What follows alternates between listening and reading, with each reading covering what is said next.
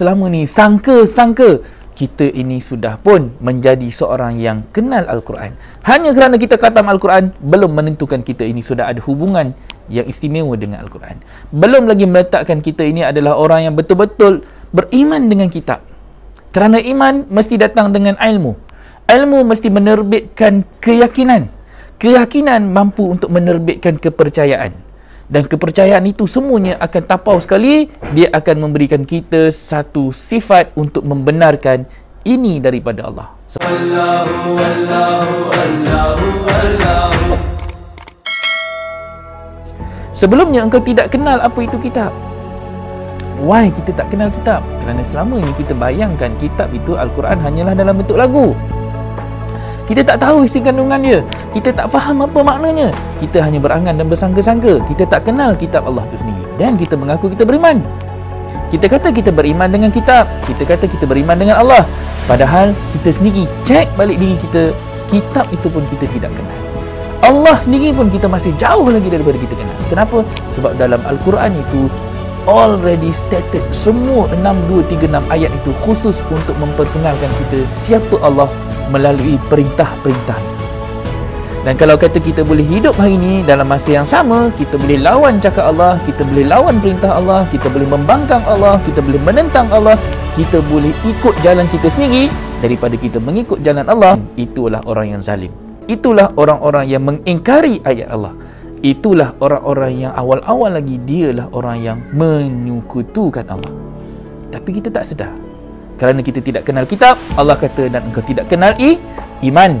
Itulah kita yang selama ni sangka-sangka kita ini sudah pun menjadi seorang yang kenal Al-Quran. Hanya kerana kita khatam Al-Quran belum menentukan kita ini sudah ada hubungan yang istimewa dengan Al-Quran. Belum lagi meletakkan kita ini adalah orang yang betul-betul beriman dengan kitab. Kerana iman mesti datang dengan ilmu. Ilmu mesti menerbitkan keyakinan. Keyakinan mampu untuk menerbitkan kepercayaan. Dan kepercayaan itu semuanya akan tapau sekali. Dia akan memberikan kita satu sifat untuk membenarkan ini daripada Allah. Sebab tu kita baca Quran. Hujungnya kita sebelum kita tutup buku tu, kita akan baca Sadaqallahul Azim. Kerana kita membenarkan Sadaqallah, betul lah, inilah benarlah kata-kata Allah. Dan kita akan membenarkan sebab kita yakin. Tapi kalau kita baca Quran dalam keadaan kita langsung tak faham apa pun, itu tanda kita hanya jadi orang yang membaca dalam keadaan kita mempersia-siakan ayat-ayat yang begitu mahal. 23 tahun Rasulullah bersusah payah, berkorban harta dan diri hanya untuk menjaminkan satu jaminan bahawa sekiranya engkau pegang dengan amanah ini, wasiat ini, kitab dan sunnahku, engkau tidak akan sesat selama-lamanya. Tapi itulah kita yang memegang benda itu dan kita hanya pegang sekadar berbentuk buku yang kita berusaha keras hari-hari membacanya tapi tanpa fahaman. Tanpa kefahaman, tanpa tahu maknanya, tanpa pernah pun nak ambil tahu apa isi kandungannya.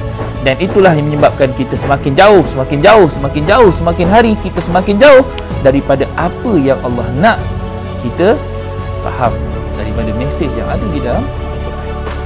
So perhati balik, cari balik, duduk balik, diam-diam dalam keadaan kita tenang untuk kita menilai balik di mana Al-Quran ini pada kita. Adakah Al-Quran ini sebenarnya satu benda yang kita terima dengan penuh kesyukuran, dengan penuh kerendahan hati untuk kita jadi apa? Untuk kita jadi hamba yang Allah kata dalam Al-Quran itu, di mana Allah kata kami jadikan Al-Quran itu sebagai cahaya. Bila mana Allah mention kami jadikan Al-Quran itu sebagai cahaya, just nak bagi tahu kita yang selama ni kita duduk dalam gelap ke dalam cahaya? Nak bagi tahu kita duduk dalam gelap. Gelap itu zulumat. Zulumat berkongsi makna daripada perkataan zalim. Bermakna kita selama ni zalim, tidak meletakkan sesuatu pada tempatnya. Kitalah orang yang berada dalam kegelapan itu. Kitalah orang yang buta huruf, yang tidak tahu apa itu kitab. Tetapi bila Allah bagi petunjuk, kita tak nak. Allah nak bagi tongkat kepada orang buta, kita tolak, kita belagak, kita sombong. Allah bagi tongkat tetapi kita buat apa? Kita cuma baca saja itu tongkat tapi kita tak pernah guna, tak pernah tahu apa fungsi tongkat. Itu hanya tak bersyukur dengan apa yang Allah berikan. Dan kerana itulah kita tidak membaca Al-Quran itu dengan roh. Kita nampak hidup, tetapi sebenarnya kita sedang tidur, kita lena, kita dibuai dengan angan-angan, kita dibolak balik ke kiri dan ke kanan. Kita tidak pernah tahu, tak pernah ambil tahu berapa lama dah kita tidur. Hakikat Islam ini sudah lena. Hakikat bagaimana agama ini sudah statik. Agama ini sudah jumud. Agama sudah tidak berkembang. Agama sudah tidak dinilai sebagai satu bentuk ciri-ciri ataupun sistem ataupun cara hidup yang dapat menyelamatkan kita daripada bahang jurang api neraka itu.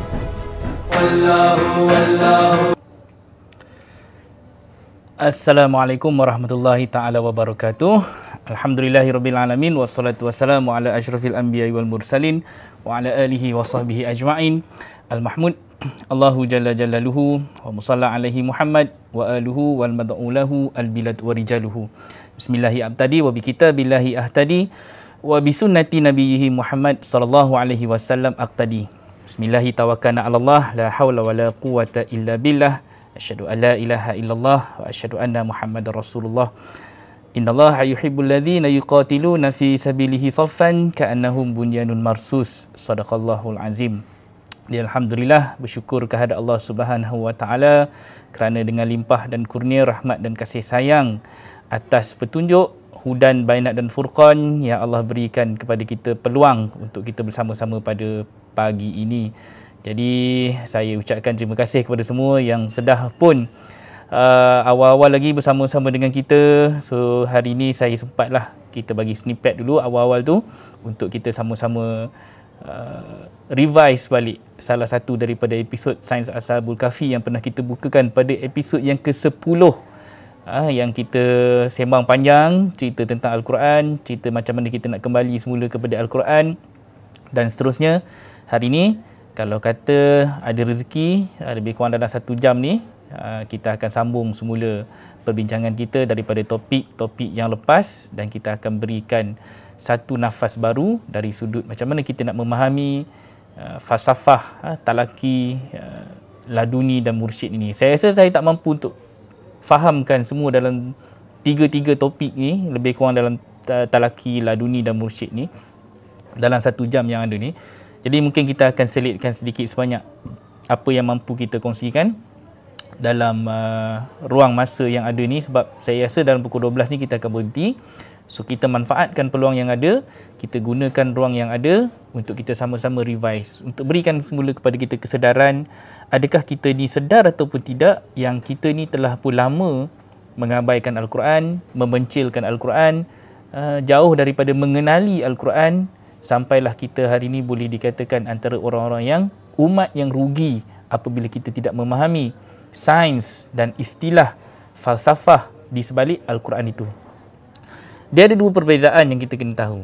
Pertama sekali, sains itu secara teknikalnya, okey, sains Al-Quran lah maksud saya, applied science di sebalik Al-Quran itu untuk kita memahami dari sudut applied science-nya dan kemudian kita nak memahami dari sudut falsafah.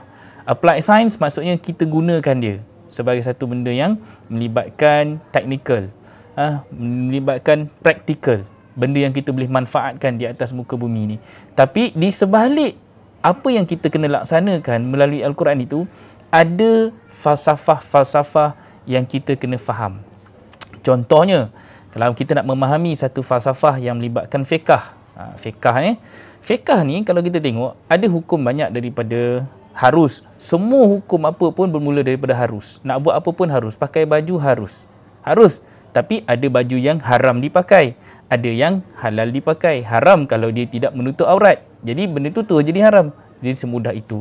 Makan pun sama, makan itu harus, tapi di sebalik makanan itu ada yang akan menjadikannya sebagai makanan yang haram, makanan yang halal ataupun makanan yang makruh. Ada. So kita kena tahu harus, halal, haram dan makruh. Benda-benda yang disunatkan pula. Apa sunat tu? Sunat tu kenapa disunatkan? Adakah kita hanya mengambil makanan sunnah itu sebagai satu yang sunat? Jadi kita kena memahami istilah-istilah ini. Sebab apa? Kerana fiqh itu terkait dengan falsafah. Dan falsafah itulah yang akan menyebabkan kita lebih memahami Islam ini bukan sekadar sesuatu yang berbentuk teks. Al-Quran diturunkan kepada kita dalam bentuk teks dan kebanyakan kita ini memahami Quran itu hanya dalam sudut teks bahasa Arab.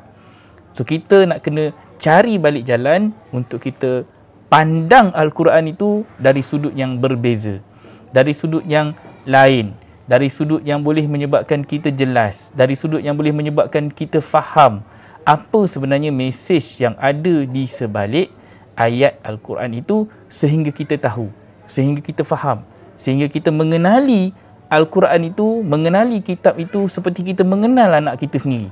Kita kenal anak kita ni, maksudnya kita kenal perangai anak kita. Macam mana kita kenal anak kita tu, macam itulah kita kenal Al-Quran. Surah ini duduk cerita tentang apa, ayat ini cerita tentang apa, perintah ini duduk di dalam ayat mana, perintah mana. Semua itu adalah satu bentuk pembacaan Iqra yang menyebabkan kita hidup. Kalau kita hanya Iqra dengan bacaan yang sekadar tilawah, kita membaca tanpa kita memahami, dan we are gone. Kita jadi umat yang rugi, yang lalai, yang leka, dibuai dengan angan-angan hanya kerana kita sangka kita sudah melaksanakan Al-Quran.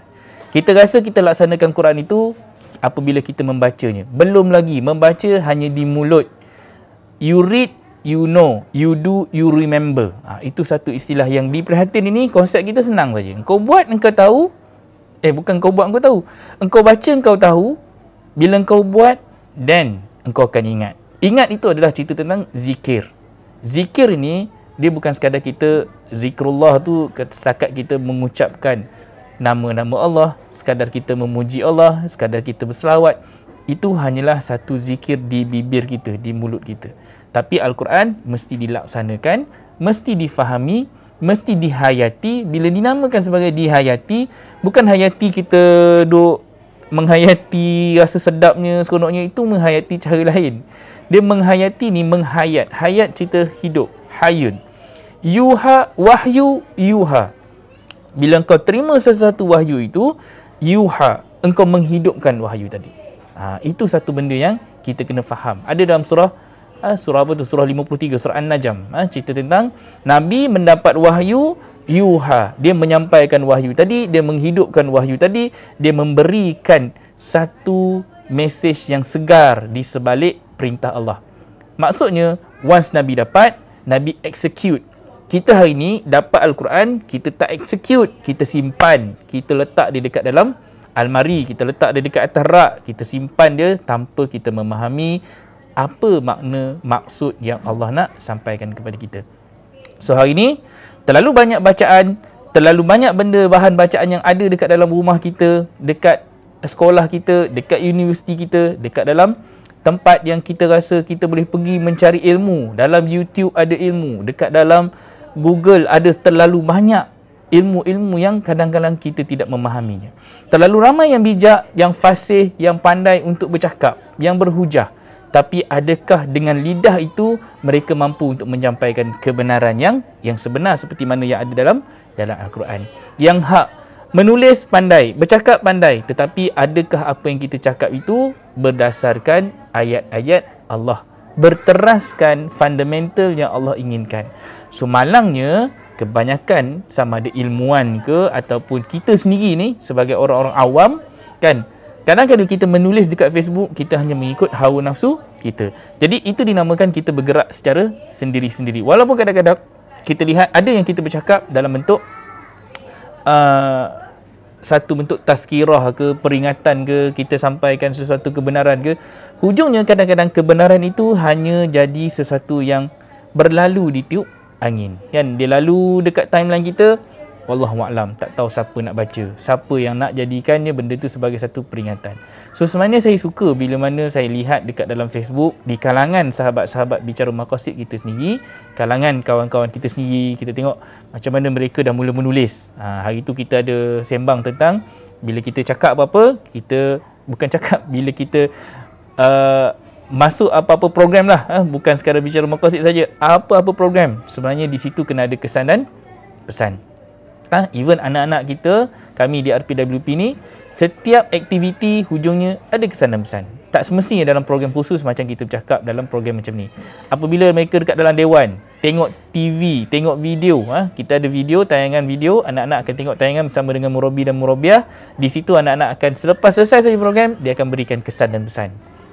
Lepas pergi ke sekolah alam, ada kesan dan pesan. Esok anak-anak kami, anak-anak Nisa lah, esok anak Nisa akan pergi ke sekolah alam lengging, contohnya. Jadi bila dia orang pergi ke sekolah alam lengging, naik bahadah berdek tu, so siapa yang dekat lengging tu, kalau rasa nampak bahadah berdek kita orang, ada nampak ramai je anak-anak kan, itu tandanya esok kami ada satu program khusus untuk anak-anak Nisa, kita panggil sekolah alam. Okay, so sekolah alam bawa mereka ke sana, kemudian mereka akan explore tanah lengging. Dah berapa bulan dah mereka tak pergi, jadi kita nak nampakkan banyak pelajaran yang kita kena sampaikan kepada mereka melalui alami. Itu dipanggil laduni tadi. Laduni ni benda yang kita tak boleh dapat dalam kelas, benda yang kadang-kadang kita tak boleh dapat secara tekstual, dia datang secara kontekstual. Dia datang dalam bentuk ilmu yang dalam bentuk pengalaman. Alam disertai dengan pengalaman. Alim tadi, ilmu tu daripada perkataan ilmu. Dari ilmu kita menjadi alim. Dari alim, kenapa kita jadi alim? Alim kerana kita ada pengalaman. Pengalaman itu datang daripada mana? Daripada alam. Semua berkongsi perkataan yang sama. So bila kita explore alam, kita akan dapat satu ilmu yang mendatangkan kita kefahaman secara praktis. Kadang-kadang yang kita cakap itu bukan ada dalam buku mana-mana. Kadang-kadang apa kita sampaikan tu tak ada pun. Kadang-kadang tu tak berekod. Sebab apa? Sebab benda itu belum tulis lagi. Tak ada orang explore lagi benda itu. Dan benda itu kita dapat berdasarkan pengalaman. Sebab tu kadang-kadang kita kena tahu, orang yang nak tulis buku, sebelum dia tulis buku itu, buku tu tak pernah ada pun topik yang kita sembang tu. Kan? Sampailah dia ada pengalaman dia, pengkajian dia, penggalian dia, lalu kita ambil pengalaman itu dibukukan.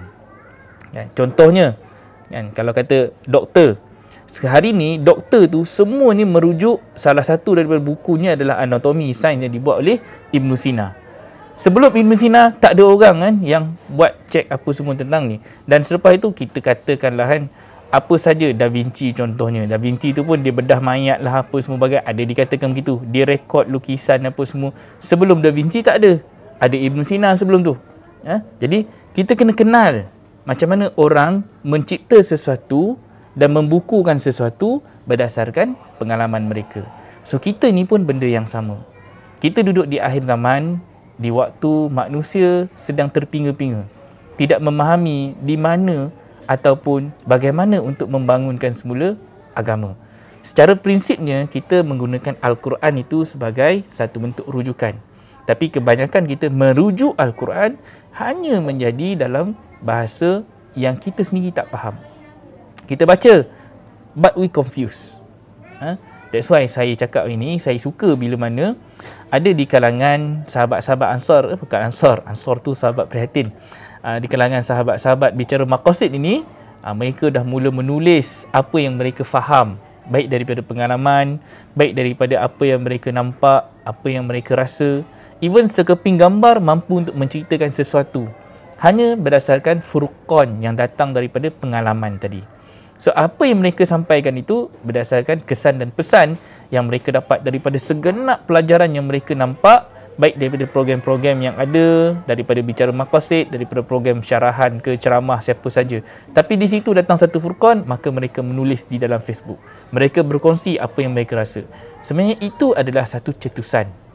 Cetusan yang akan memberikan kita, bila nama cetusan, dia adalah satu bentuk yang mengeluarkan air. Air ni zam-zam, contohnya cetusan zam-zam kan. Air yang keluar daripada bumi. So kita ini adalah makhluk yang sedang membumi, yang hari ni nak cuba mengeluarkan air kan. Tetapi air ni nak dialirkan ke mana? So dia mesti dialirkan kepada satu tempat, dipanggil takungan. So kita nak takung air ni di mana? Dan air dia tak boleh duduk dalam keadaan bertakung sepanjang masa. Kalau duduk dalam keadaan bertakung sepanjang masa, nanti akan ada nyamuk yang beranak dekat dalam tu. So dia akan jadi satu virus. Nyamuk ni ada cerita dalam Quran tak? Ada. So tak boleh air tu dalam keadaan bertakung. Dia mesti dalam keadaan yang mengalir. So ibu dapat air, alirkan kepada anak-anak. Suami dapat air, alirkan kepada isteri dan anak-anak. Itu satu proses yang kita nak kalau boleh. Daripada pengalaman kita, secara laduninya, kita mesti menyampaikan benda itu secara yakin dan pasti, ada rujukannya dan sampaikan dengan pengalaman. Tapi nak dapat pengalaman itu, kita mesti lakukan satu benda yang wajib lagi fardu kalau kata kita nak mendapatkan ilmu. Wajib menuntut ilmu.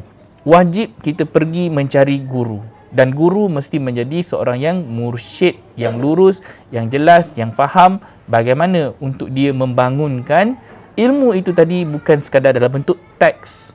Daripada teks, ilmu itu mampu untuk dijelaskan. Daripada penjelasan itu dia mampu dibainatkan, dibuktikan, dan daripada bukti itu dia mampu mendatangkan satu kejayaan, hasil. Dia mesti ada hasil. Kadang-kadang ada orang yang datang ke Prihatin ini, dia merujuk RPWP kerana melihat hasil yang ada pada anak-anak yang kami dah bentuk. Tapi ada orang, dia nak hasil tetapi dia tak nak usaha tu. Dia nak shortcut, dia nak terus pergi hasil. Dia tak nampak benda yang kita nak kena dapatkan itu perlukan satu perjalanan selama 16 tahun. Perjalanan yang bukan sekadar kita tiba-tiba dapat ilmu ni turun daripada langit. Tak. Ilmu yang mesti dikaji, digali. Al-Quran itu dia tak datang selepuk depan mata, lepas tu kita buat dan dia jadi seperti kehendak yang kita nak. Tak, dia mesti berdasarkan proses try and error. Kita kena, dia konsep dia macam ni. Faham Ni konsep dia. Unlearn and then kita kena relearn balik. Tahu, mula-mula sekali kita dah dapat banyak benda ni sampai kita rasa, banyak sangat ilmu yang kita ada hari ni. Kita ada ilmu dekat YouTube, kita ada ilmu dekat Facebook, kita ada ilmu dekat Google, kita ada ustaz itu, ustaz ini, ramai sangat agamawan. Sampai saya sendiri pun satu ketika dulu saya kata dah masuk pondok ini, dah pergi jumpa tok guru ini, dah pergi sana sini, sampai kata sebenarnya Islam yang kita nak bangkitkan ni berdasarkan fahaman siapa? Dia sampai jadi macam tu. Fahaman kawan ni ke, Ustaz A ke, Ustaz B ke, politikus A ke, politikus B ke. Ada yang nampak hawa-hawa politik tetapi membawa semangat agama. Kita nak ikut yang mana satu ni sebenarnya? Terlalu banyak. Dalam kita duk kejar sana, dalam kita duk kejar sini, rupanya kita terlupa satu benda, kita telah mengabaikan hakikat pembinaan keluarga dalam rumah tangga. Kita kejar, kita nampak seperti kita mengejar akhirat, tetapi kita lupa. Akhirat yang kita kejar itu sudah dimasukkan dengan propaganda dan agenda daripada Dajjal. Sehinggalah kita tak sedar apa yang dikejar itu adalah sesuatu yang berbentuk agama yang menjadi fahaman kepada sistem Dajjal tadi. Tahu, politik hari ini sudah menjadi satu agama contohnya. Sukan sudah menjadi satu agama contohnya. Hiburan pun jadi satu agama. So banyak benda hari ini kita tak sedar, kita mengejar sesuatu tetapi kita mengabaikan yang paling besar. Apa? Dalam rumah tangga kita sendiri.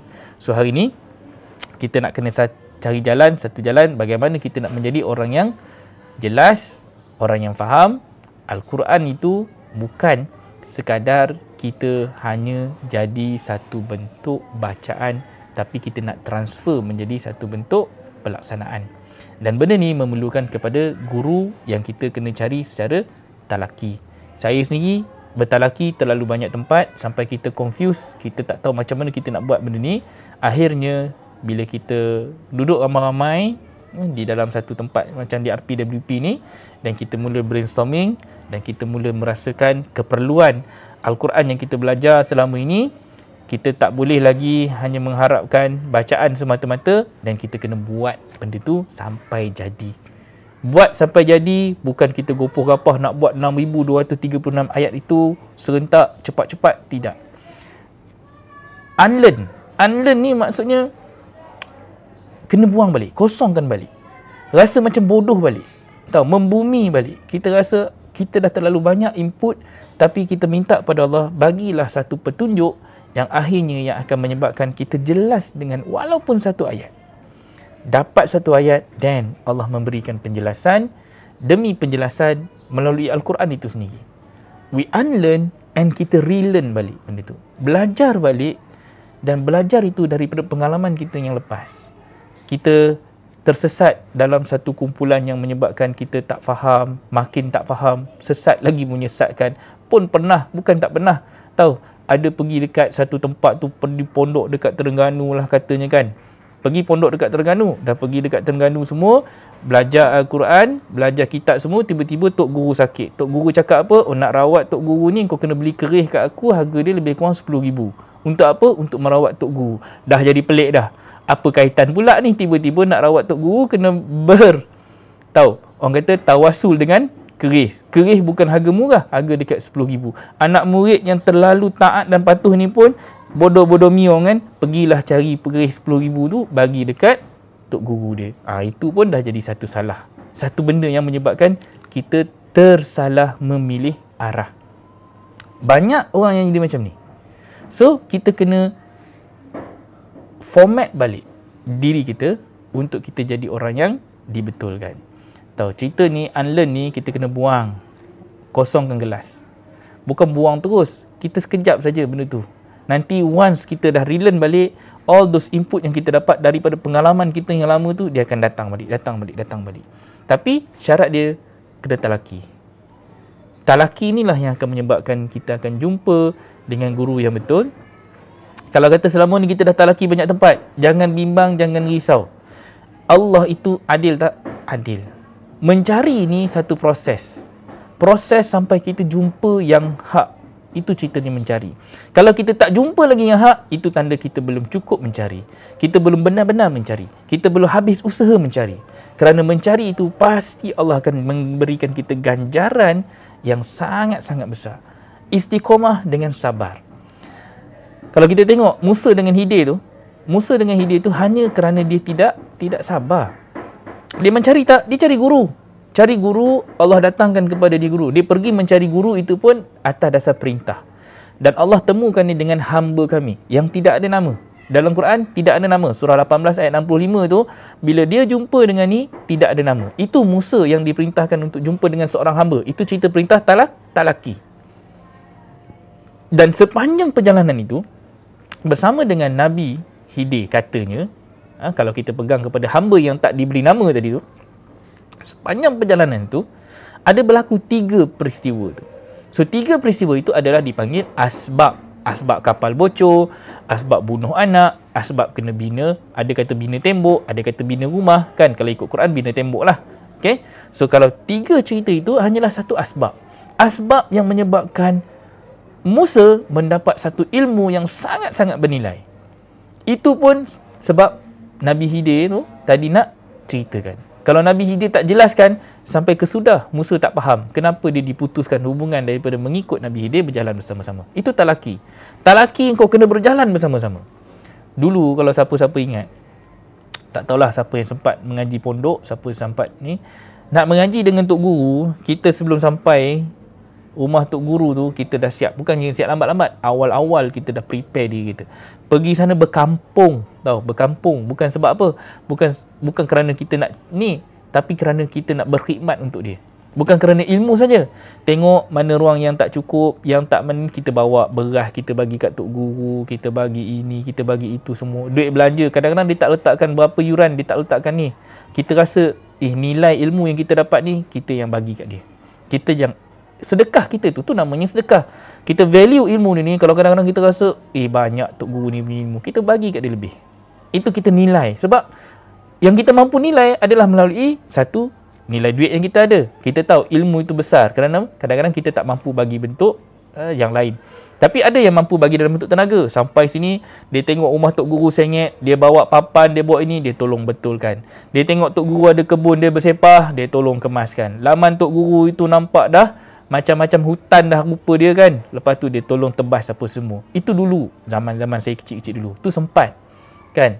Kalau saya mengaji dulu waktu umur 8 tahun, kan, mengaji Quran lah. Daripada Muqaddam nak masuk Quran tu, yang hajar saya tu Nek Timah. So Nek Timah ni, apa yang dia tak nak, kadang-kadang dia tu suka makan sirih. Tu kita kecil-kecil ni umur 8 tahun tau. Bagi tahu mak, Nek Timah suka makan sirih. Tu mak saya pun, okey, kau pergi belakang rumah, kau ambil lah sirih mak tu, berapa banyak kau boleh bawa, kau bagi kat dia. Kita pergilah kutip sirih tu apa semua. Siap pinang yang saya dulu kecil-kecil, saya suka kutip buah pinang. Kutip buah pinang, kita belah, kita kopek, jual. Tu saya kecil-kecil dululah. Kan, keringkan, lepas tu kita jual. Timbang kilo, alah sekilo 70 sen je waktu tu. Kan, tak mahal mana kan. So, apa kita buat? Kita cuba cari jalan macam mana kita nak menyenangkan hati Tok Guru kita. Walaupun kadang-kadang bendanya simple. Tak ada duit lah waktu tu. Ada pinang, ada sirih. Cukup. Kapur dia beli sendirilah. Kan? Yang kita ada, yang tu je kita boleh bagi. Dan kita bagi. Bukan nak jadi anak murid yang baik. Kadang kena marah juga, kena rotan sama juga, hanya untuk dipandai kan. So kita cari jalan macam mana kita nak memberikan satu penghormatan kepada guru. Itu waktu kita diajar. Kadang-kadang mak bagi waktu tu RM5 kira besar lah. RM5 waktu saya umur 8 tahun, kayaknya kita bagi duit dekat ni dalam seminggu sekali kita bagi dekat tok guru. Itu ada kaedah dan cara yang kita buat. So ini satu benda yang menyebabkan penghormatan kepada guru itu bukan kita nilai pada orang individunya, tetapi kita nilai pada ilmu yang dia ada. Dan dari segi ilmu tu kita nak mendapatkan barakah, kita nak mendapatkan keberkatan, kita nak mendapatkan keredaan daripada tok guru tu. So kita dapat, kita nikmati, dan ilmu itu melekat dekat kepala kita. Sebab apa? Sebab redha tadi. Kita ni orang yang cuba nak mencari ilmu dan kita nak bertalaki. So tadi apa yang berlaku kepada Musa dan Nabi Khidir tadi tu satu perjalanan berdasarkan asbab. Asbab itulah yang menyebabkan kadang-kadang dia sangat terkena dengan kita, melekat. Tahu? Sebab tu orang Melayu kata tempat jatuh lagi dikenang. Sebab kita tahu susahnya macam mana, penatnya macam mana kita nak dapatkan sesuatu. Usaha kita tu menyebabkan kita boleh tahu nilai, value, pengalaman kita nak membina sesuatu ataupun kita nak melaksanakan sesuatu, kita nak buat sesuatu. Dan benda tu buat dengan ilmu. Dan benda tu melekat dekat dalam kepala kita. Jadi ni adalah satu proses. Talaki ni, menuntut ilmu, dia satu pengalaman. Pengalaman yang menyebabkan kita value, kita cherish perjalanan kita mengutip ilmu. So yang penting sebenarnya adalah satu perjalanan. Sebab tu kalau kata kita lihat, ada orang, dia mencari tetapi perjalanannya belum cukup sempurna. Dari sudut teman-temannya, kawan-kawannya, circle yang dia ada. Mungkin dia mencari dengan seorang diri. Seorang diri ni kadang-kadang kita jadi bound to make mistake dan we bound cepat untuk jadi bosan. Bila bosan, kita lemah dan kita akan jadi down. Bila down, kita dah mula rasa sia-sialah benda ni, tak payahlah buat benda ni dan kita tinggalkan. Padahal misi kita tu kadang-kadang Allah dah jentik kita, dah align kita pada jalan yang dah betul-betul untuk membawa kita kembali kepada dia. Cuma bila kita berputus asa kerana tidak ada sabar. That's why Musa dengan Nabi Khidir ni Allah tegur Musa hanya kerana sabar. Sikap yang tidak sabar dalam berguru, dalam menghormati guru, dalam memegang pesanan wasiat tok guru tadi. Apa yang dikatakan oleh Nabi Khidir kepada ni, engkau ikut aku, engkau mesti tak boleh jadi orang sabar. Mana Musa nak betulkan diri dia, nak menampakkan dia ni adalah orang yang sabar. Kan? Kalau nak ikut aku, kau jangan tanya apa-apa. Itu pesanan. Jalan saja. Jangan tanya apa-apa. Sebab kita akan dipandaikan daripada perjalanan. Kita akan ditanya apabila perlu. Tok guru dia akan tanya. Dia akan bagi masa untuk kita duduk. Okey, kita discuss. Tahu, that's why dulu waktu saya ni, kita banyak bekerja dulu. Kan? Lepas bekerja, barulah kita akan diberikan ilmu selepas kita bekerja. Masa bekerja itu kadang-kadang kita tak tahu, ni benda ni pelik betul lah tok guru aku ni buat ni. Tadi boleh buat macam ni, kenapa dia buat macam ni? Kita ada furqan kita, kan? Tapi kita tak dapat falsafahnya. Tekniknya ada. Kita mahir dari segi teknik. Tahu, kita dulu belajar begini, yang ni belajar begini. Dulu tok guru lain pula kan. Kata macam ni semua, kita pun. Tapi bila dengan dia ni, pelik betul lah cara dia buat ni. Kita rasa macam tu. Itu kita punya analisa. Tapi bila sampai masanya, maka tok guru tadi pun akan bagi tahu kita. Sebenarnya saya buat macam ni, gini. Ada dia punya furqan dia. Di situ indahnya bila kita bekerja dengan tok guru. Orang yang akan memberikan kita ni, dia matang dengan ilmu. Jadi situ baru kita furqan, kematangan guru kita pula. Bukanlah kata kita nak mencabar dia. Tetapi di situ adalah bagaimana kita merendahkan diri kita untuk ditinggikan darjat dengan ilmu yang bakal disampaikan. Tapi once kita tak boleh masuk, tak kena dengan kita, mesti ada sesuatu yang boleh kita gunakan sebagai sandaran. Apa sandarannya? Quran balik. Al-Quran itu, that's why kita kena baca Quran, kita kena tahu isi kandungan Quran supaya apa yang tok guru kita cakap itu adakah berdasarkan Quran atau tidak. Yang boleh mencabar guru tadi itu bukan kita. Yang boleh mencabar guru tadi itu adalah Al-Quran itu sendiri. Kalau kita dengar dia cakap kan, Takkan kita terima bodoh-bodoh saja tanpa kita ada satu analisa yang menggunakan Furqan Al-Quran.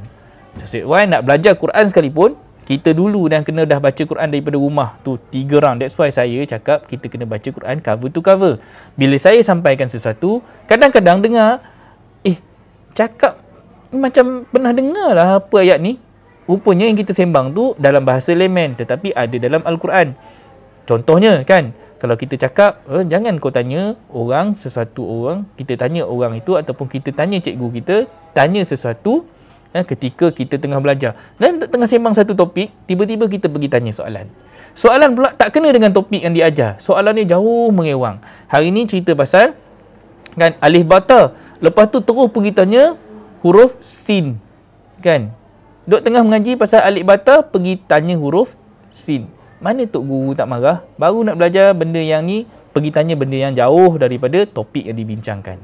So di situ Allah tegur dalam Quran surah 5 Al-Maidah ayat 101. Itu sebagai contoh. Jangan engkau tanya sesuatu yang akan menyusahkan engkau. Dalam Al-Quran itu sedang diturunkan. Dan ada ayat dia. Jadi kita kadang-kadang kena cakap secara prinsip Al-Quran itu secara teknikalnya ayatnya begitu. Tapi kadang-kadang kita nak kena sampaikannya dalam falsafah yang lebih menyebabkan orang memahami. Untuk umur budak-budak ada falsafah yang kita kena tahu. Apabila sampai umur remaja, ada falsafah dan teknik yang kita kena sampaikan. Masuk umur dewasa, ada falsafah-falsafah yang kita kena kuasai untuk kita sampaikan secara laduni. Benda ni berdasarkan praktis alam. Kita furqan, sesuai tak kita cakap? Betul tak apa kita nak cakap? Apa yang perlu kita cakap? Ini sesuatu yang berdasarkan pengalaman. Ada kita tengok orang tua-tua, kadang tu dia diam je. Tak banyak cakap. Tapi sekali dia cakap, keluar bulat dia sampai tahap kita tak mampu nak angkat muka. Sebab apa? Apa yang dia cakap tu semua betul. Ini orang yang diamnya berisi. Jadi kadang-kadang cakap banyak pun, kalau jadi tim kosong pun rugi. Kan? Cakap banyak tapi tidak ada isi. Pointless. Kita sampaikan sesuatu yang hanya jadi orang yang sembang saja tetapi tak ada konten yang boleh membina. So kita nak kalau boleh biarlah kita jadi apa saja, dia tidak lari daripada apa yang diturunkan oleh Al-Quran. Kita bercakap berdasarkan ilmu. Surah 17 ayat 36 tu pegang kan, wala taqfu ma laysa laka bihi ilmun inna sam'a wal basara wal fuada kullu ulaika kana anhu mas'ula. Kan kita pegang sungguh-sungguh, buatlah sesuatu dengan ilmu. Tapi ingat ayat 17:36 tu Allah bagi tahu warningnya dalam surah 17 ayat 37. Surah Al-Isra tu Allah pesan dah, engkau pasti tidak akan mampu untuk menembusi bumi dan kau pasti tak mampu untuk tembus ke langit. So kalau kata kita ada ilmu, kau jangan jadi orang yang sombong. Tadi Allah sound kita direct. Ayat 36 tu Allah kata apa? Jangan buat sesuatu tanpa ilmu. Masalah manusia, bila dapat ilmu, dia dah mula rasa meninggi diri.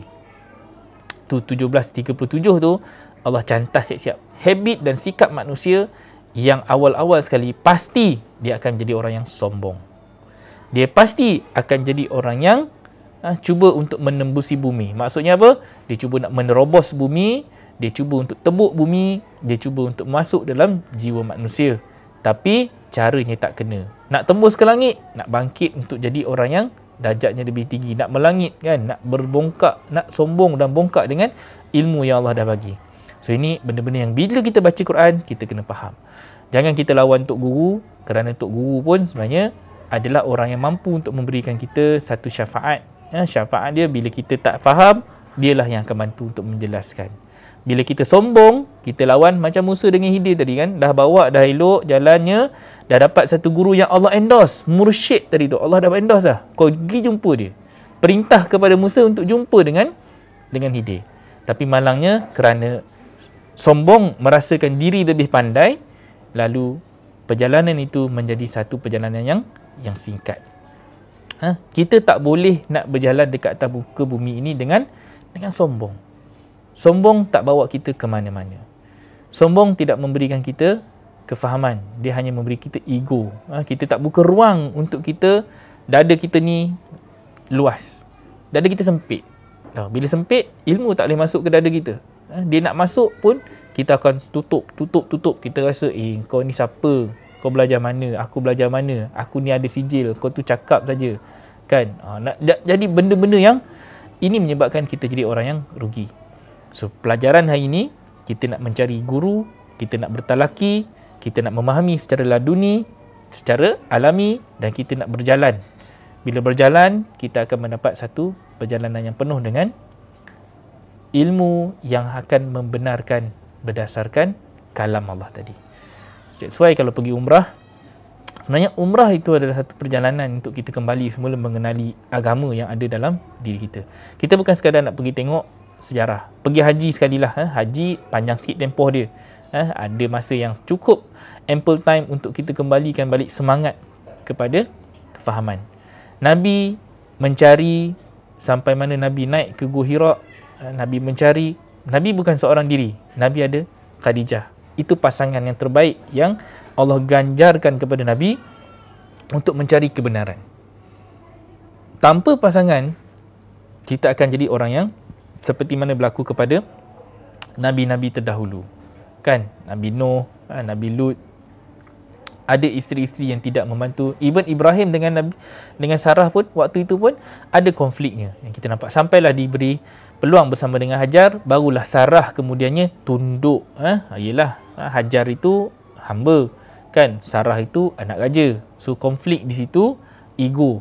Bila kata suaminya adalah layman. Nabi Ibrahim walaupun ketika itu dinampakkan sebagai seorang yang memiliki darjat yang tinggi, tapi hanya apabila dia bersama dengan Sarah dan apabila bersama dengan bersama dengan Hajar, barulah pendidikan secara alami itu mendidik Siti Sarah untuk tone down. Nah, ini bukan cerita nak cerita tentang poligami. Tak, ini cerita untuk kita nak memahami konsep macam mana kita nak faham bagaimana ilmu itu akan mengangkat kita berdasarkan kefahaman, berdasarkan pengalaman. So, perjalanan orang-orang yang nak bertalaki, pertama sekali kita kena jadi orang yang bersikap terbuka. Kita jangan jadi orang yang hanya sekadar kita nak menuntut ilmu tetapi kita tidak bersedia untuk berubah. Nak ilmu tetapi kita tak nak berubah. Kita tak cari jalan untuk berubah. Kerana perubahan itulah yang akan menyebabkan kita nampak diri kita ada sedikit sebanyak uswah untuk kita sampaikan kepada orang lain. Islah itu satu perubahan. Perubahan itu akan memberikan ruang kepada orang lain menilai. Kita ni berubah semakin baik ataupun kita berubah semakin teruk. Ada orang berubah semakin sombong. Itu yang surah 17 ayat 37 sound kita tadi tu.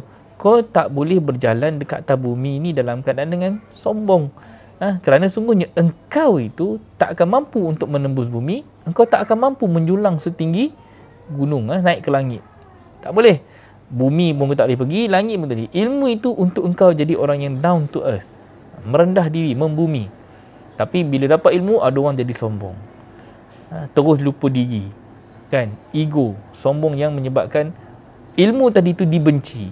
Yang dia cakap tu dah betul. Tetapi kerana sikapnya, habitnya dan kata-katanya itu kadang-kadang menyebabkan ilmu tadi itu tidak direspek. Jadi kita kalau boleh, biarlah kita menjadi satu institusi yang apabila kita bercakap, ada suaranya adalah dipantau oleh kami. Kami itulah yang akan menyebabkan kita rasa tenang apabila teguran itu mampu untuk membina kita. Saya ulang balik, saya suka apabila saya melihat di kalangan sahabat-sahabat bicara maqasid yang ada ni mula menyampaikan seruan-seruan dakwah masing-masing. Sangat-sangat indah. Dan di kalangan mereka ini connected. Jadi kita tak berjalan seorang diri. Masing-masing share. Kadang-kadang dapat daripada, kalau saya ingatlah, Moksu Kamilah ada menulis, Kak Noliza ada menulis, Precious Aqsa pun ada menulis dekat situ, kan. Kemudian ada lagi siapa yang menulis? Kak Rahayu menulis kat situ, kan. Faizatul Zaini pun ada menulis kat situ. Ramailah Kak Arfa, Dr. Azmi.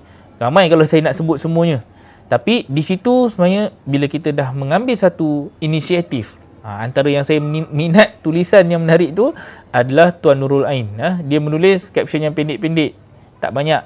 Tapi di situ dia menjentik minda. Sampai saya sendiri pun terjentik. Saya baca balik, kan, kita rasa apa yang ditulis itu reflect kepada kita. That's why kalau kita tengok Rasulullah SAW sendiri, baginda apabila nak membaca Quran, baginda minta dibacakan. Siapa yang membaca? Abdullah bin Mas'ud. Ibnu Mas'ud sendiri orang yang menjadi orang yang duduk dengan Nabi talaki. Ni dipanggil sparring partner. Duduk berdua, Nabi yang menyampaikan wahyu ni, tapi dia sendiri mendengar wahyu yang datang daripada mulut Ibnu Mas'ud. So ini Nabi rendahkan dirinya. Tahu kerana apa? Hanya untuk merasakan dirinya sebagai seorang hamba. Itu Nabi. Kita ni macam mana? Kan? Adakah kita ni sombong sampai kita sendiri tak nak berguru, tak nak mencari guru, tak nak mencari. Mencari ni, keyword dia mencari. Adakah kita sanggup untuk meredah lautan, bara api, kan? Apa semualah hanya untuk kita mencari kebenaran. So kalau kita mencari, tak dapat lagi, jangan putus asa.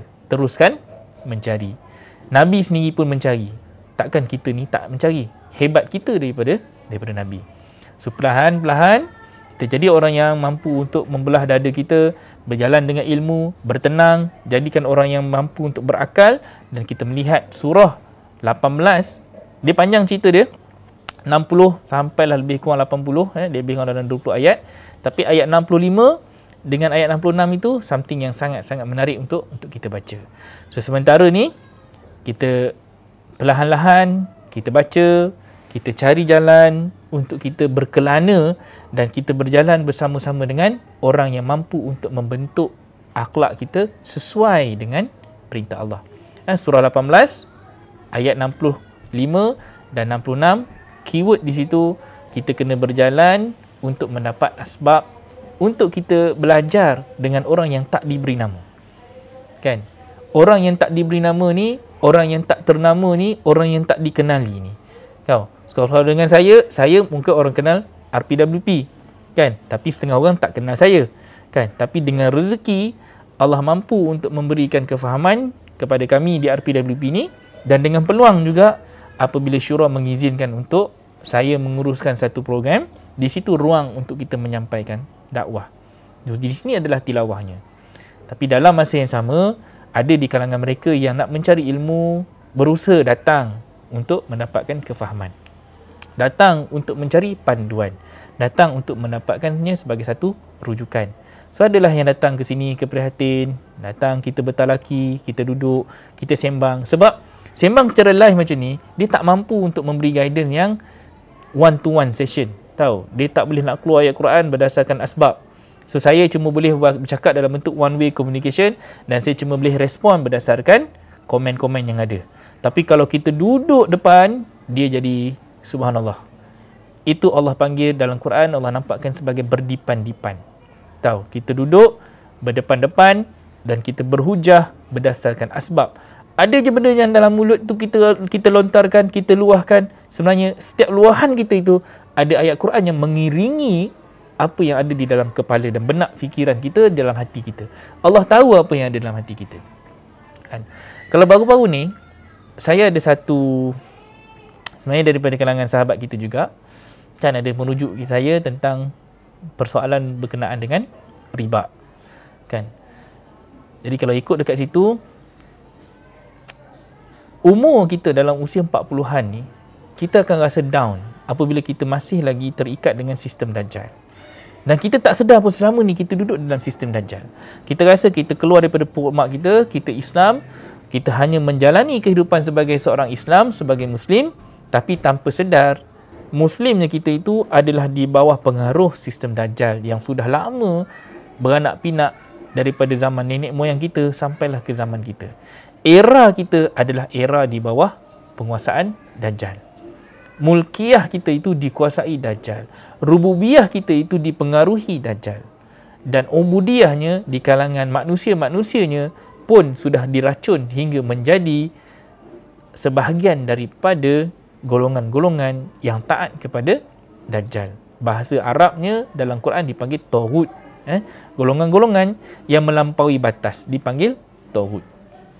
So kita hari ini adalah orang-orang yang nak mencari jalan, mencari kaedah, mencari jalan keluar.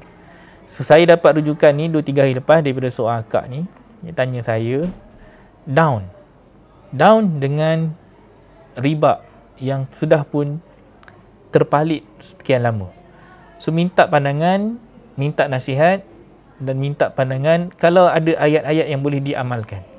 So bila dengar benda tu, kita tengah buat kerja, so kita dalam masa yang sama, itulah ada orang yang sempat saya respon,